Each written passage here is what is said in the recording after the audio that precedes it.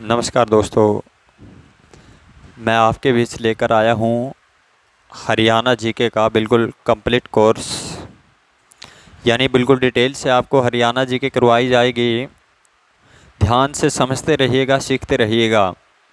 और साथ के साथ कोई भी बच्चा नोट करने की कोशिश ना करे, क्योंकि जो बच्चा साथ के साथ नोट करेगा उसको समझ में नहीं आएगी। स्टूडेंट पहले ध्यान से समझिए, सीखिए।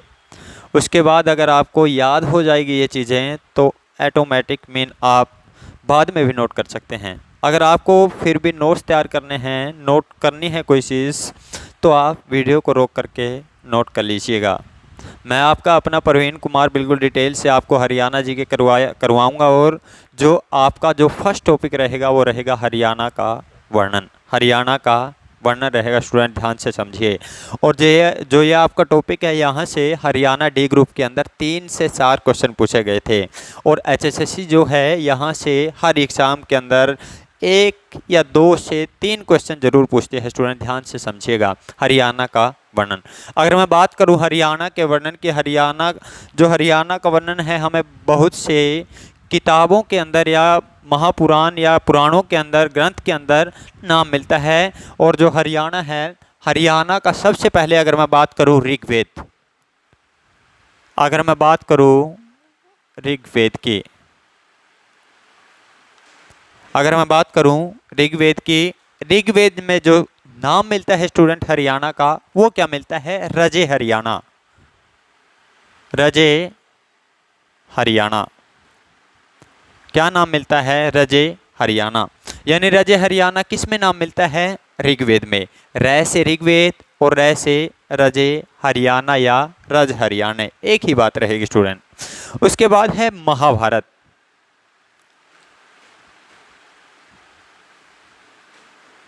महाभारत, जो महाभारत में हरियाणा का नाम मिलता है वो क्या मिलता है? बहुधान्य प्रदेश। बहुधान्य प्रदेश, बहुधान्य प्रदेश। और जो बहुधान्य प्रदेश है, इसका जो अर्थ रहेगा वो रहेगा अत्यंत समृद्ध भूमि। अत्यंत समृद्ध भूमि, यानी जहाँ पर प्राचीन समय के अंदर बहुत सारा अनाज होता था, बहुत ज़्यादा कृषि की जाती थी, उसको बोला जाता है बहुधान्य प्रदेश। यानी महाभारत में क्या नाम मिलता है? बहुधान्य प्रदेश। उसके बाद अगर मैं बात करूं सकंद पुराण की, सकंद पुराण, सकंद पुराण में जो हरियाणा का नाम मिलता है स्टूडेंट, वो मिलता है हरियाला। क्या नाम मिलता है? हरियाला। सकंद पुराण में क्या नाम रहेगा? हरियाला। उसके बाद है महापुराण। उसके बाद है महापुराण। महापुराण में जो हरियाणा का नाम मिलता है वो मिलता है हरियाऊ। हरियाऊ या हरियाणाऊ, हरियाऊ या हरियाणाऊ। ये क्वेश्चन बहुत बार पूछा गया है एग्जाम में। हरियाऊ या हरियाणाऊ नाम मिलता है किसमें? महापुराण के अंदर। उसके बाद अगर मैं बात करूं हर्षचरित की, हर्षचरित, हर्षचरित में जो हरियाणा का नाम मिलता है स्टूडेंट, वो क्या मिलता है? श्रीकंठ जनपद। श्रीकंठ जनपद। आपका बिल्कुल अच्छे से टॉपिक ये करवाया जाएगा, समझाया जाएगा, ध्यान से समझते रहिएगा। हर्षचरित में किसका क्या नाम मिलता है? हरियाणा का श्रीकंठ जनपद। अगर मैं बात करूं ऋग्वेद की, ऋग्वेद में क्या नाम मिलता है स्टूडेंट? रिपीट करिएगा, ध्यान से समझिएगा, सुनिएगा और बोलते रहिएगा, साथ के साथ आपको याद होंगे। ऋग्वेद में क्या नाम मिलता है? रजे हरियाणा, यानी रै से ऋग्वेद और रै से रजे हरियाणा। उसके बाद है महाभारत। महाभारत में क्या नाम मिलता है? बहुधान्य प्रदेश। क्या नाम मिलता है? बहुधान्य प्रदेश। और बहुधान्य प्रदेश का अर्थ क्या रहेगा? अत्यंत समृद्ध भूमि। उसके बाद है सकंद पुराण। सकंद पुराण में जो हरियाणा का नाम मिलता है वो क्या नाम मिलता है? हरियाला। क्या नाम मिलता है? हरियाला। उसके बाद है महापुराण। महापुराण में क्या नाम मिलता है? हरियाऊ, हरियाणाऊ या हरियाऊ, हरियाऊ या हरियाणा औ। उसके बाद है हर्षचरित। हर्षचरित में जो हरियाणा का नाम मिलता है वो क्या मिलता है? श्रीकंठ जनपद। क्या मिलता है स्टूडेंट? श्रीकंठ जनपद। अगर मैं बात करूँ ऋग्वेद की, अगर मैं बात करूँ स्टूडेंट ऋग्वेद की, जो ऋग्वेद है ये सबसे बड़ा वेद है। कौन सा वेद है? ये सबसे बड़ा वेद है। सबसे पहले यहाँ से क्वेश्चन क्या पूछा जाता है कि वेदों की संख्या कितनी है। अगर पूछे वेदों की संख्या कितनी है तो कितनी रहेगी? 4 रहेगी। कितनी रहेगी स्टूडेंट? 4 रहेगी। और सबसे बड़ा वेद कौन सा है? ऋग्वेद। और सबसे पुराना वेद भी कौन सा है? ऋग्वेद। दोनों क्वेश्चन एग्जाम में पूछे जा चुके हैं। अगर पूछे सबसे बड़ा वेद तो ऋग्वेद, और सबसे पुराना वेद पूछे तो भी ऋग्वेद। अगर पूछे सबसे छोटा वेद, अगर पूछे सबसे छोटा वेद तो सबसे छोटा वेद रहेगा वो रहेगा सामवेद। तो सबसे छोटा वेद कौन सा रहेगा? सामवेद। अगर पूछे सबसे नया वेद, सबसे नया वेद पूछे या सबसे बाद का वेद पूछे, अगर पूछे सबसे नया वेद कौन सा है या सबसे बाद का वेद कौन सा है तो आंसर आएगा अथर्ववेद। क्या आएगा? अथर्ववेद आंसर रहेगा स्टूडेंट। उसके बाद है महाभारत। क्या रहेगा? महाभारत। अगर मैं बात करूं महाभारत की, जो महाभारत है स्टूडेंट, अगर पूछे महाभारत की रचना किसके द्वारा की गई थी, अगर पूछे महाभारत की रचना किसके द्वारा की गई थी तो वेद व्यास के द्वारा। किसके द्वारा?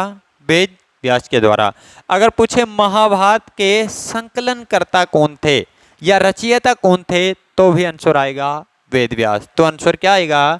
वेद व्यास। अगर पूछे संकलनकर्ता, अगर पूछे संकलनकर्ता या रचयिता, रचयिता तो भी क्या आएगा? वेद व्यास। अगर पूछे लेखनकर्ता या किसके द्वारा लेखन कार्य किया गया तो आंसर आएगा श्री गणेश के द्वारा स्टूडेंट। ये क्वेश्चन एग्जाम में आ चुका है।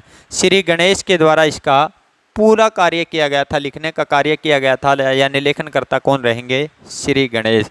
कौन रहेंगे? श्री गणेश। अगर मैं बात करूं महाभारत की स्टूडेंट, तो महाभारत का लेखन कार्य किस नदी के किनारे हुआ था? सरस्वती नदी के किनारे। अगर मैं बात करूं महाभारत की, तो महाभारत का लेखन कार्य किस नदी के किनारे हुआ था? सरस्वती नदी के किनारे। अगर यहाँ से क्वेश्चन और क्या पूछा जाता है, अगर यहाँ से क्वेश्चन पूछे कि महाभारत का जब लेखन कार्य पूरा हुआ, यानी जब महाभारत लिखी गई थी तो उसमें उस समय कितने श्लोक थे, तो उस समय श्लोक होते थे 88,000। कितने होते थे स्टूडेंट? उस समय जब महाभारत लिखी गई थी तो कितने होते थे? 88,000 श्लोक होते थे। अगर पूछे वर्तमान में, वर्तमान में कितने श्लोक हैं, तो 1 लाख से ऊपर श्लोक रहेंगे महाभारत के अंदर। वर्तमान में कितने श्लोक हैं? 1 लाख से ऊपर श्लोक रहेंगे महाभारत के अंदर। उसके बाद जो महाभारत है, महाभारत का युद्ध कहाँ पर हुआ था? कुरुक्षेत्र में। कहाँ पर हुआ था? कुरुक्षेत्र में। अगर पूछे महाभारत का युद्ध कितने दिन तक चला, कितने दिन तक चला था? 18 दिन तक। अगर पूछे महाभारत का युद्ध कितने दिन तक चला था, तो 18 दिन तक। इसीलिए अध्याय भी कितने रहेंगे महाभारत में, वो भी कितने रहेंगे? वो भी रहेंगे 18। कितने रहेंगे स्टूडेंट? 18 रहेंगे अध्याय। किस में रहेंगे?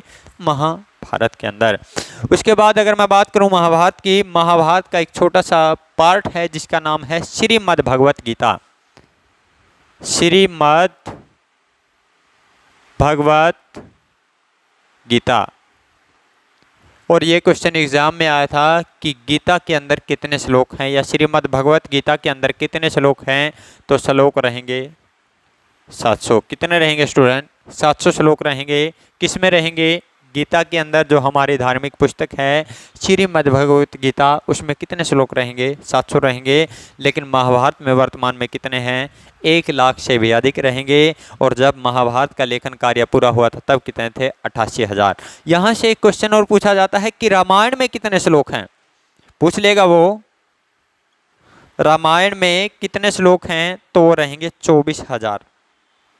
कितने रहेंगे? 24,000 श्लोक रहेंगे। किसमें? रामायण के अंदर।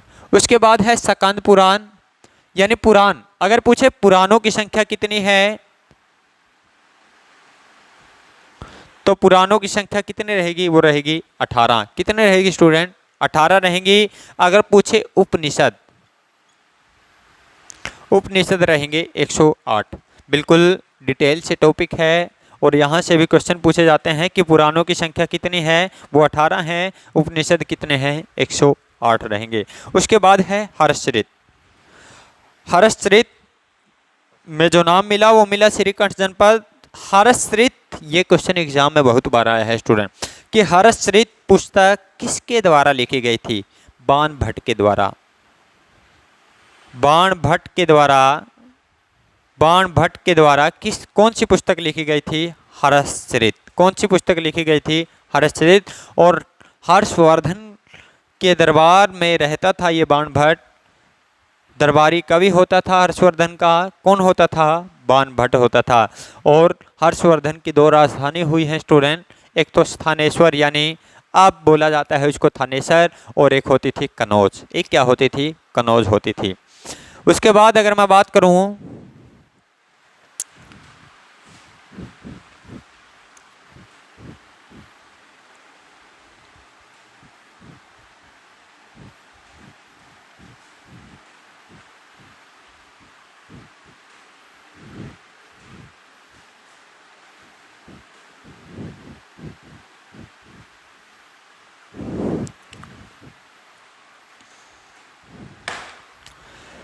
उसके बाद है मनुस्मृति।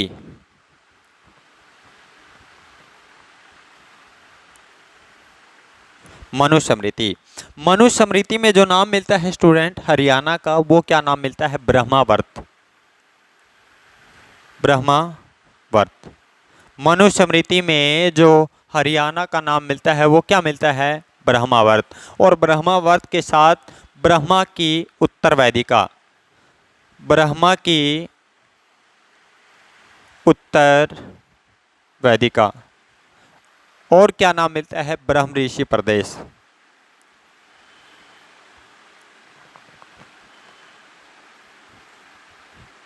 और क्या नाम मिलता है? ब्रह्म ऋषि प्रदेश।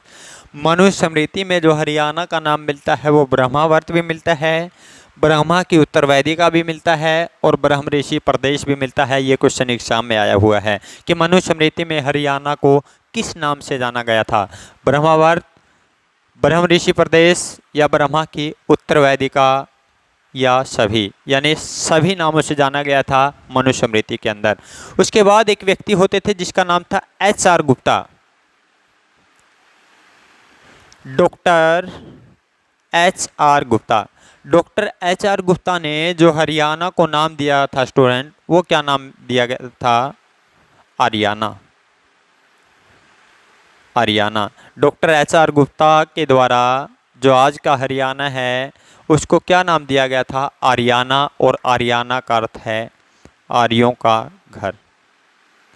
आर्यों का घर नाम दिया गया था, आर्याना दिया गया था डॉक्टर HR गुप्ता के द्वारा। उसके बाद है डॉक्टर बुद्ध प्रकाश। डॉक्टर बुद्ध प्रकाश। डॉक्टर बुद्ध प्रकाश के द्वारा जो हरियाणा को नाम दिया गया था वो दिया गया था अभी हरियाणा। अभी हरियाणा। अभी हरियाणा जो नाम दिया गया था वो किसके द्वारा दिया गया था? डॉक्टर बुद्ध प्रकाश के द्वारा। उसके बाद है महाराज कृष्ण। उसके बाद है महाराज कृष्ण। महाराज कृष्ण के द्वारा जो हरियाणा को नाम दिया गया था स्टूडेंट, वो क्या दिया गया था? ध्यान से समझते रहिएगा, सीखते रहिएगा। वो दिया गया था महाराज कृष्ण के द्वारा हरना। क्या नाम दिया गया था? हरना। और हरना का अर्थ है लूटपाट का क्षेत्र। लूटपाट का क्षेत्र। लूटपाट का क्षेत्र यानी हरना का जो अर्थ रहेगा वो लूटपाट का क्षेत्र रहेगा। नाम दिया गया था महाराज कृष्ण के द्वारा, यानी प्राचीन समय में जो आज का हरियाणा है, यहाँ की जो ज़मीन है, जगह हैं, वहाँ पर अत्यधिक लूटपाट होती थी, चोरी चकारी होती थी, इसलिए नाम दिया गया था महाराज कृष्ण के द्वारा हरना। उसके बाद है, अगर मैं बात करूं, एक नाम और दिया गया था हरियाणा को, हरिधानक्य। डॉक्टर राहुल संस्कृत्यान जी हैं।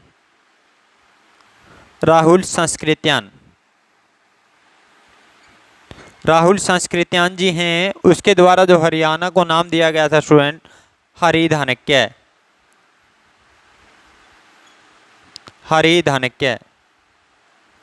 प्रसिद्ध कहानीकार है, ये प्रसिद्ध रचनाकार है स्टूडेंट राहुल संस्कृत्यान जी। और राहुल संस्कृत्यान जी के द्वारा जो हरियाणा का नाम दिया गया वो दिया गया था हरिधनक्य। ये क्वेश्चन भी एग्जाम में आ चुका है कि डॉक्टर राहुल जो जो हमारे रचनाकार है भारत के अंदर जो प्रसिद्ध हैं रचनाकार राहुल संस्कृत्यान जी, उसके द्वारा हरियाणा को किस नाम से जाना गया था? हरिधनक्य के नाम से। किस नाम से? हरिधनक्य के नाम से जाना गया था। रिपीट कर लेते हैं। मनुस्मृति में ब्रह्मावर्त, ब्रह्मा की उत्तरवेदिका, ब्रह्म ऋषि प्रदेश। और डॉक्टर एच.आर. गुप्ता के द्वारा आर्याना नाम दिया गया था। क्या नाम दिया गया था? आर्याना। और आर्याना क्या क्या अर्थ रहेगा? आर्यों का घर। यहाँ से एक क्वेश्चन और पूछा जाता है कि आर्य सबसे पहले किस राज्य में आकर बसे थे? सबसे पहले आर्य किस राज्य में आए थे? पंजाब के अंदर। पंजाब ऑप्शन आए तो क्या करना है? हरियाणा, क्योंकि हरियाणा और पंजाब पहले एक ही राज्य होते थे। उसके बाद है डॉक्टर बुद्ध प्रकाश। डॉक्टर बुद्ध प्रकाश के द्वारा अभी हरियाणा, क्या नाम दिया गया था? अभी हरियाणा। उसके बाद है महाराज कृष्ण। महाराज कृष्ण के द्वारा हरना। हरना का अर्थ रहेगा लूटपाट का अक्षेत्र। उसके बाद है राहुल संस्कृत्यान जी। राहुल संस्कृत्यान जी के द्वारा दिया गया था हरिधनक्य। क्या नाम दिया गया था स्टूडेंट? हरिधनक्य। उसके बाद यहाँ से क्वेश्चन क्या पूछे जाते हैं, बिल्कुल ध्यान से सुनिएगा। महाभारत का एक पार्ट है जिसका नाम है नकुल दिग्विजय। महाभारत का एक पार्ट है, एक नकुल दिग्विजय। नकुल दिग्विजय। ये क्वेश्चन एग्जाम में आया था कि नकुल दिग्विजय में हरियाणा के किस क्षेत्र का जिक्र है, किस जिले का जिक्र है? जो नकुल दिग्विजय में हरियाणा के क्षेत्र का जो जिक्र रहेगा वो रहेगा रोहतक का। रोहतक और रोहतक के साथ साथ सिरसा। रोहतक व सिरसा का जो जिक्र रहेगा वो किस में है? नकुल दिग्विजय में। और नकुल दिग्विजय क्या है? महाभारत का एक छोटा सा पार्ट है, एक अध्याय है। नकुल दिग्विजय, रोहतक व सिरसा। और एक क्वेश्चन एग्जाम में आया था कि कौरवों के द्वारा उपजाई गई भूमि को क्या कहा गया था? क्या कहा जाता था या क्या कहा गया था? वो कहा गया था कौरवों के द्वारा उपजाई गई भूमि को क्या कहा जाता था? कौरवों के द्वारा उपजाई गई भूमि को क्या कहा जाता था? आदि रूपा। क्या कहा जाता था? आदि रूपा। क्या कहा जाता है स्टूडेंट? आदि रूपा कहा जाता था। जो कौरवों के द्वारा उपजाई गई भूमि थी उसको क्या बोला जाता था? आदि रूपा। आदि रूपा बोला जाता था। ये क्वेश्चन भी एग्जाम में आया है। उसके बाद अगर मैं बात करूं, दो बौद्ध ग्रंथ हैं जिसका नाम है दिव्यावदान। दिव्यावदान व मंझिका मणिकाय।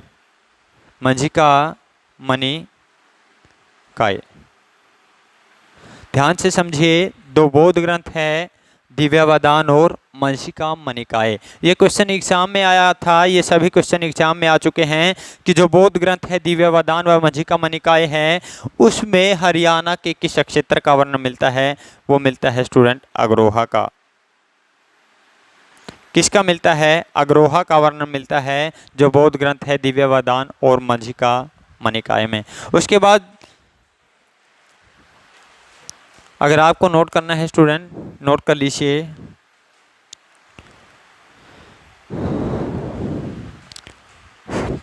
पहले टॉपिक को समझिए, क्योंकि अगर आपको समझ में आ जाएगा स्टूडेंट तो आप बाद में भी वीडियो को रोक करके नोट कर सकते हैं। महाभारत के एक पार्ट है नकुल दिग्विजय। रोहतक और सिरसा का वर्णन मिलता है। अग्रोहा का वर्णन मिलता है बौद्ध साहित्य के अंदर, बौद्ध ग्रंथ के अंदर। दिव्यावदान व मंझिका मणिकाय के अंदर कौरवों के द्वारा उपजाई गई भूमि को आदि रूपा कहा जाता था। क्या बोला जाता था? आदि रूपा।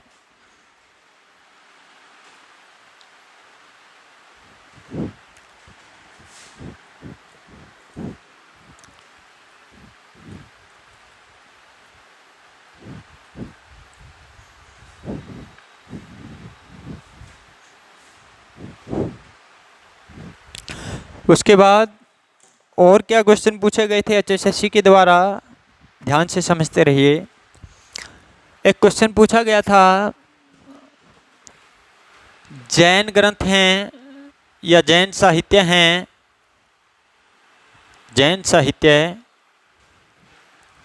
कथाकोश व बद्रबाहुचरित, बद्रबाहुचरित। ये क्वेश्चन एग्जाम में आया है, सभी क्वेश्चन एग्जाम में पूछे जा चुके हैं, ध्यान से समझते रहिएगा। जैन साहित्य है, जैन ग्रंथ हैं कथाकोश व बद्रबाहुचरित। बद्रबाहुचरित में या कथाकोश में जो हरियाणा का जो किस क्षेत्र का वर्णन है, ये क्वेश्चन एग्जाम में आया था, आंसर आएगा वो भी अग्रोहा। अग्रोहा का वर्णन मिलता है कथाकोश व बद्रबाहुचरित में। उसके बाद है खरोष्टी लिपि से संबंधित अभिलेख जो प्राप्त हुआ है वो प्राप्त हुआ है करनाल से। खरोष्टी लिपि जो है उससे संबंधित अभिलेख कहाँ से प्राप्त हुआ है, करनाल से। उसके बाद है अधूरा अभिलेख। अधूरा अभिलेख, अधूरा अभिलेख कहाँ से प्राप्त हुआ है, वो रहेगा कपाल मोचन से। कपाल मोचन, कपाल मोचन, कपाल मोचन ऑप्शन आए तो करिएगा जगाधरी, और जगाधरी भी ऑप्शन आए तो फिर करिएगा यमुनानगर। अगर वो पूछ ले कि अधूरा अभिलेख कहाँ से प्राप्त हुआ है, कैथल, करनाल, फतेहाबाद या यमुनानगर, तो करिएगा यमुनानगर, क्योंकि यमुनानगर जिले का भाग रहेगी जगाधरी और जगाधरी का भाग रहेगा कपाल मोचन। कपाल मोचन, कपाल मोचन से कौन सा अभिलेख प्राप्त हुआ है, अधूरा अभिलेख। उसके बाद है बारह खड़ी। बारह खड़ी से संबंधित अभिलेख कहाँ से प्राप्त हुआ है, तो आंसर रहेगा जगाधरी। बारह खड़ी से संबंधित अभिलेख कहाँ से प्राप्त हुआ है, जगाधरी से। कहाँ से स्टूडेंट, जगाधरी से प्राप्त हुआ है। उसके बाद पशुपति संप्रदाय से संबंधित, पशुपति संप्रदाय से संबंधित जो अभिलेख प्राप्त हुआ है पशुपति संप्रदाय से, वो मिला है कहाँ से, सिरसा से। कहाँ से प्राप्त हुआ है, सिरसा से। सिरसा से प्राप्त हुआ है पशुपति संप्रदाय से संबंधित अभिलेख। ये क्वेश्चन भी एग्जाम में आ चुका है। रिपीट करते चलते हैं, ध्यान से समझिए। जैन साहित्य कथाकोश बद्रबाहुचरित में जो हरियाणा के किस क्षेत्र का वर्णन मिलता है, अग्रोहा का। किसका मिलता है स्टूडेंट, अग्रोहा का मिलता है।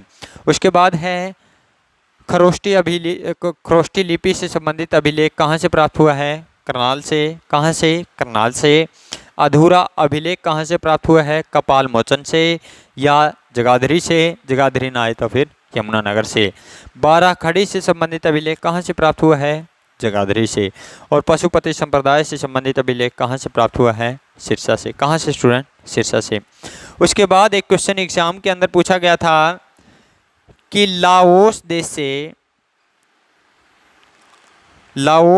से प्राप्त अभिलेख में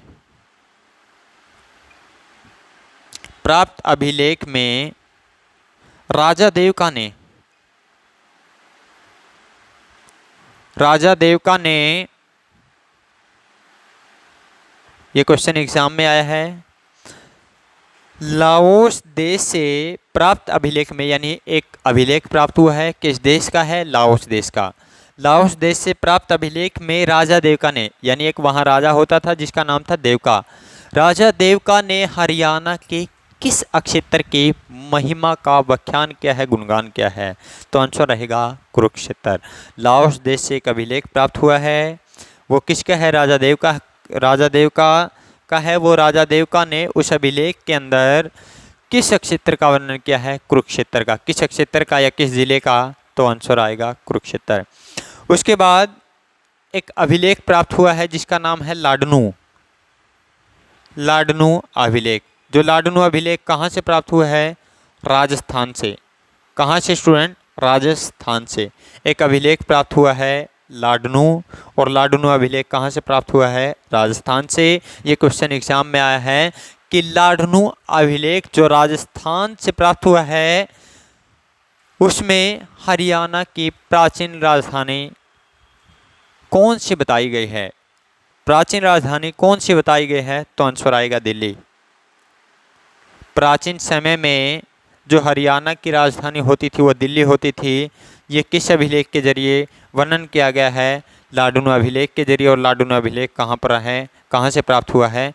राजस्थान से। क्वेश्चन को घुमा सकता है वो कि हरियाणा की राजधानी प्राचीन समय में दिल्ली होती थी, वो हमें कौन सा अभिलेख दर्शाता है? लाडूनु अभिलेख। लाडूनु अभिलेख, ये क्वेश्चन भी पूछ सकता है वो। लाडूनु अभिलेख जो हमें प्राचीन समय में हरियाणा की राजधानी दिल्ली बताता है, वो कहाँ से प्राप्त हुआ है? हरियाणा, राजस्थान, यूपी या फिर पंजाब। तो आंसर आएगा राजस्थान से। तो आंसर आएगा राजस्थान। यह आज का टॉपिक रहेगा आपका हरियाणा का वर्णन। और क्या क्वेश्चन बन सकते हैं स्टूडेंट? अगर मैं आपसे क्वेश्चन करूं कि वर्तमान में हरियाणा की राजधानी कौन सी है? वर्तमान में हरियाणा की राजधानी कौन सी है? तो कौन सी रहेगी? चंडीगढ़ रहेगी। कौन सी रहेगी? चंडीगढ़ रहेगी। Very good. अगर मैं आपसे क्वेश्चन करूं कि वर्तमान में भारत की राजधानी कौन सी है? कौन सी रहेगी? भारत की राजधानी कौन सी है वर्तमान में? वो रहेगी नई दिल्ली। कौन सी रहेगी स्टूडेंट? नई दिल्ली। अगर मैं आपसे क्वेश्चन करूं कि नई दिल्ली भारत की राजधानी कब बने? नई दिल्ली भारत की राजधानी कब बने? जो नई दिल्ली भारत की राजधानी बनी स्टूडेंट, वो बनी थी 13 फरवरी 1931 के अंदर। 13 फरवरी 1931 के अंदर भारत की राजधानी कौन सी बनी थी? नई दिल्ली बनी थी। कौन सी बनी थी स्टूडेंट? नई दिल्ली। अगर पूछे नई दिल्ली से पहले भारत की राजधानी कौन सी होती थी, तो होती थी दिल्ली। तो कौन सी होती थी? दिल्ली। और ये क्वेश्चन भी एग्जाम के अंदर पूछा गया था कि दिल्ली भारत की राजधानी कब बनी थी? दिल्ली भारत की राजधानी कब बनी थी? 1911, 1912, 1931 या 1935? बताइएगा। आंसर आएगा स्टूडेंट 1912। 1912 के अंदर भारत की राजधानी कौन सी बनाई गई थी? वो बनाई गई थी दिल्ली। यहाँ से दो क्वेश्चन बनते हैं कि भारत की राजधानी दिल्ली कब बनी थी? वैसे बनी और वैसे 12 यानी 1912 के अंदर। अगर पूछे दिल्ली को भारत की राजधानी बनाने की घोषणा कब हुई थी? घ से घोषणा स्टूडेंट और ग से 11 यानी 1911 के अंदर क्या की गई थी? घोषणा की गई थी दिल्ली राजधानी बनाने की। और इससे पहले पूछे कि दिल्ली से भी पहले भारत की राजधानी कौन सी होती थी? वो रहेगी कलकत्ता। और कलकत्ता का वर्तमान नाम क्या है? वो रहेगा कोलकाता। क्या रहेगा? कोलकाता रहेगा। उसके बाद अगर मैं बात करूं कलकत्ता भारत की राजधानी कब बनी थी? 1772 के अंदर। 1772 के अंदर भारत की राजधानी कौन सी बनी थी स्टूडेंट? वो रहेगी कलकत्ता। और उस समय भारत के गवर्नर जनरल होते थे विलियम बेटिंग तो नहीं रहेंगे, वारेन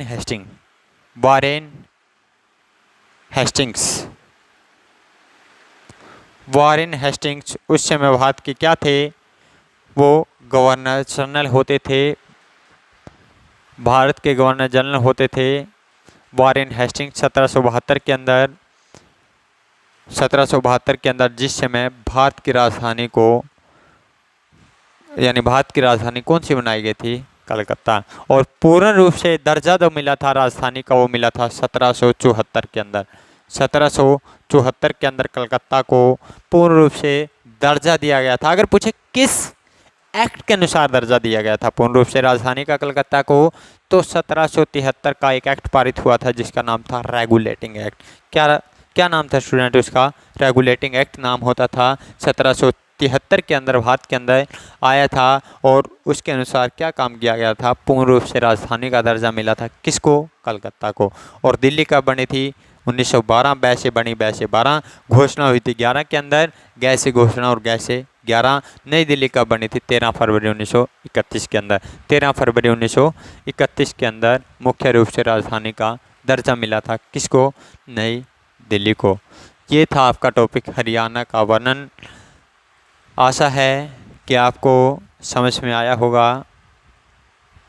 बिल्कुल डिटेल से समझाया गया है स्टूडेंट। आपको मेहनत करते रहिए, समझते रहिए, सीखते रहिए, और आपको जो टॉपिक करवाया गया है स्टूडेंट, उसमें से 1 क्वेश्चन, 2 क्वेश्चन, 3 क्वेश्चन एग्ज़ाम के अंदर ज़रूर आते हैं।